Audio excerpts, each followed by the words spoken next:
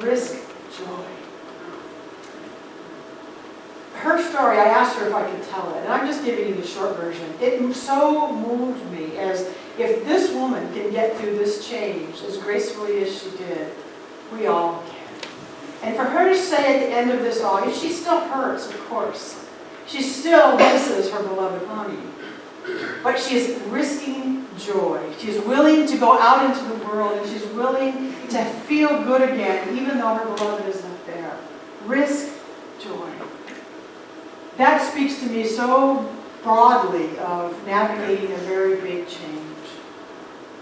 One of the important parts in all this is we can all get caught in the awfulness of our story. We can get caught in, oh my God, this hurts so bad, or this is so terrible. We can get caught in complaining and whining if we want to as well. We can get caught in how bad something is. What I say to us at those moments is do not bury those feelings, but have your confidants. Have the people who you know that when you tell them today sucks, that they are not going to judge you. Have those people that when you say this is really challenging for me, they're going to be there. They're not going to be in a pity party with you because that does not help. We don't want pity parties. But we want to have the confidants who will support us without judgment. I'm here for you. You can cry on my shoulder, whatever that means. When you were singing Hold On, and something the part about reaching out for another's hands, Mary and Pat were up here holding hands. And that's what I mean. Bless you, Jen. Know the people who, no matter where they're at, no matter time or distance, that those are the people that you will reach out to, because that you know that this person won't judge me, and this person won't pull me down either for being this with me when I need. We need to have the confidence to get us through the awfulness while we're going through it. And there's the key word of today's message. One step at a time, we're going through it. When I counsel people who are going through divorce, oh my gosh, they just want to get it over with. They want to get to the place again where this is all behind me. They don't have to fight this out. They just want to get to the feeling good again. And I say, I get you, and let me give you a big hug, but there's only one way through this, baby. One step at a time. In those moments, if we can find the inner faith, if we can find the belief of something to hold on to, it will get us through it. Here we have a phrase, treat and move your feet. Some of you have heard, treat and move your feet. Treat is really an abbreviated word for our form of prayer. So what it really means is pray and take action.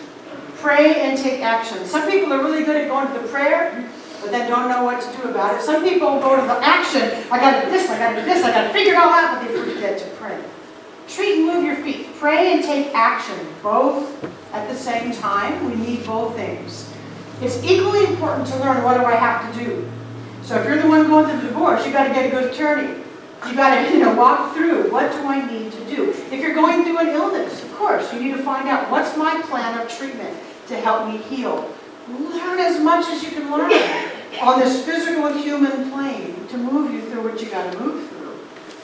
Please don't forget those moments of prayer, those moments of courage where you find it within you.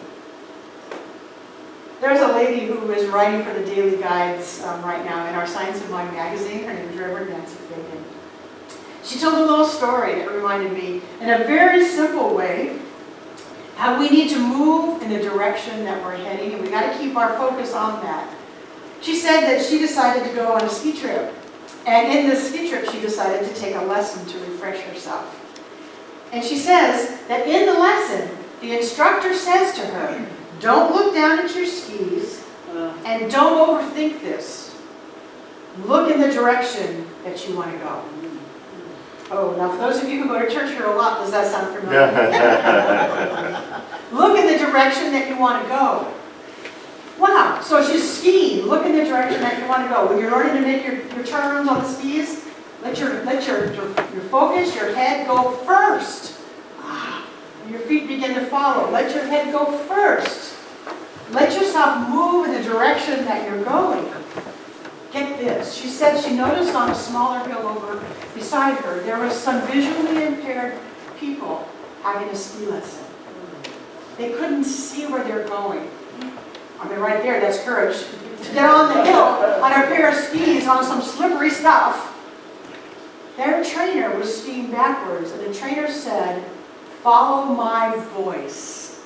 And so the trainer kept talking to them, "Follow my voice, follow my voice, follow my voice." And whatever he was saying to them, the skiers were able to follow the voice, heading in the direction that they wanted to go, and trusting the person who they were following. Woo! When I heard that story, it's big enough to have somebody giving you ski lessons when you can see, much less when you can't. Around here, we say that all the time. Focus on the direction that you're heading, and keep your focus out there and stay focused. Because how we get stuck in not navigating our big changes is we go, we spin in this little circle, and we say how awful it is. Keeping our sights out there, out in front of us, keeps us focused on where we're heading. And that treat and move your feet, that prayer, the prayer becomes, "This is where I'm going, God." And God knows how to move us. So we're following the voice of the inner spirit. Just like the visually impaired people, they're following the voice of the person. We're following the inner voice of the power that is greater than we are. So our job is to keep the focus out there and know that as we move, we're taking the lessons, we're learning what we have to learn, whether on a ski slope or in our life. But keep our focus on the direction that we want to head. Well, that's the beautiful thing. We're moving through it one step at a time. We're keeping our focus out ahead of us. We're trusting the inner spirit. And I want to share with you what our founder says, one of the things he says about it, because he says a lot about change. This is beautiful. And then I'm going to invite you up to do your second one, okay? Okay. This is kind of a spontaneous moment. She had another choice for her reading. I said, you're going to come and do it at the end. Ernest Holmes says, "I am surrounded by pure spirit, by God, the living spirit.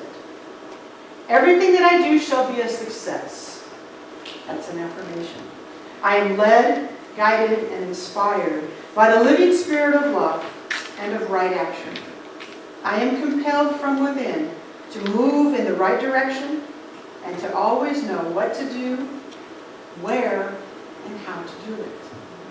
That's what comes with trusting the inner spirit. I am compelled from within to move in the right direction and to always know what to do, where, and how to do it. That's ultimately how we navigate big changes. Now, Pat, if you will come up and share your other reading, and then we'll finish up with some little meditation and prayer. Okay, this is called "With God, I am strong, confident, and capable. I am stronger than I may think, and more powerful than I may know. This is the truth. I affirm it as I remind myself that I am a child of God, capable of doing wondrous things. I become more aware of my strength through my relationship with God. This relationship is an important part of my life. It affects my view of myself and the world in a positive way. It affects my attitude and my expectations. It opens doors for me that I may not have dreamed possible. I see myself as I truly am, a spiritual being filled with unlimited potential. I know that within me is an unlimited wellspring of energy and wisdom and a continuous resource of ideas and inspiration. I am strong in spirit. So that summarizes everything that was being said. And so I'm going to invite us to close our eyes so that we can feel it within us. And then I'll move into our final prayer. So if you just close your eyes with me.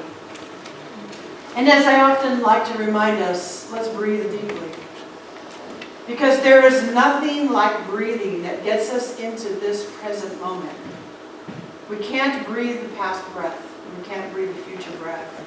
So each breath, deeply experienced, keeps us in the now.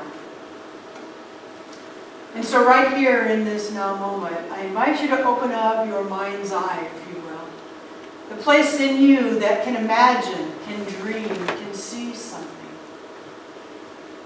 And if you don't see pictures, you can just get a sense of it. And as you're getting a sense of it, just allow yourself to easily and gracefully call to mind a change.